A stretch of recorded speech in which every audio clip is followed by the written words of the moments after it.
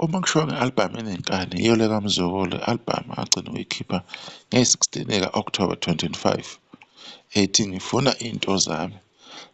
Laphana ku-YouTube le-albhamu ayimile bafowethu, ayimile. I-aime amamiliyoni ayi-12 manje ngenyanga nangey'nsuku nje ezimbalwa.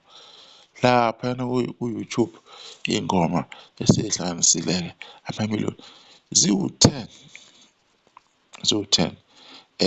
Laphana ku-Spotify khona ngathi ziwu-5 or 6, ya ngathi ziwu-6.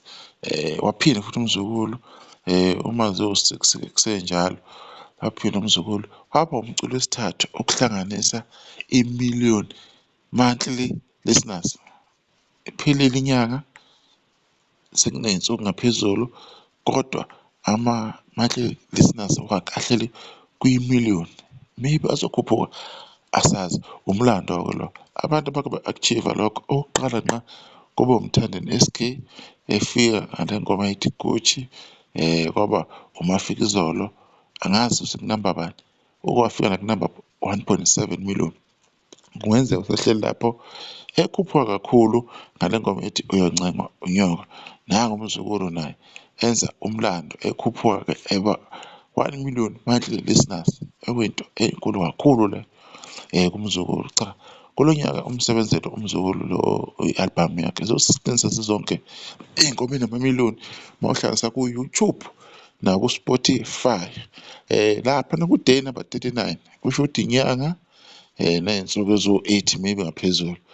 I-albhamu yakhe isakwazi ukuthi ihlanganise ama-streams awu-139,000 per day. Uyabona ukuthi le-albhamu le isakhuphuka kahle kangakanani.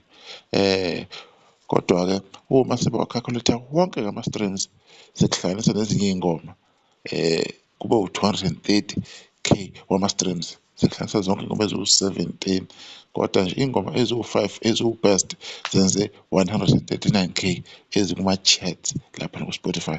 So you can see, you can understand ukuthi lento ibhekephi and iya kuphi. Yilokho-ke esifuna ukukubona thina singomaskandi beqhubeka. Abantu kumele bazi ukuthi ena yiyo indlela le yokuthi uma unengoma, uma une-albhamu kumele kuphusheke kanje. Bantu bengakuphushi 1 week sebeyaphuma kuwe, leyo nto leyo ayisebenzi. Kuba ngathi umculo wakho awufuni ukuya phambili ngendlela okuyiyonayona. Kodwa-ke esingakudlulisa nje ukuthi le nsizwa uMzukulu yakwaZulu le kwaCeza iza kahle kakhulu, isaqhuba kahle kakhulu, njengoba-ke sasilokhu udaba lakhona sikhuluma ngalo, siveza izinto ey'thize. Kuney'ngoma ezilapha ko-900,000 plus, sey'sondele kumamiliyoni nazo. Uma sithola ithuba, uma futhi khona okwenzakalayo siphinde sibuye sizonibikela sinazise ukuthi ena umsebenzi wakhe uhamba kanjani.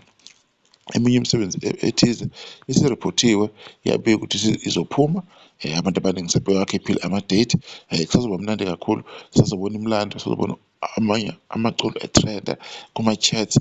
UMaskandi uzophithizela nje kulo December, kuzobe nje kuphithizela uMaskandi wodwa laphana kuma-iTunes, ku-Spotify naku-YouTube. Sizobona-ke nabanye-ke ukuthi ena bazokwenza kanjani-ke, abangasiriphothelanga kodwa bazoqhubeka sebekhipha. Nalokho akunankinga, indlela nabo abenza ngayo izinto, right. Ividiyo soyibamba la, sesodibana ngokuzayo sesizokhuluma nje ngezinye izinto ey'mayelana nawo-ke uMaskandi. Sibonge ithuba, sodibana ngokuzayo.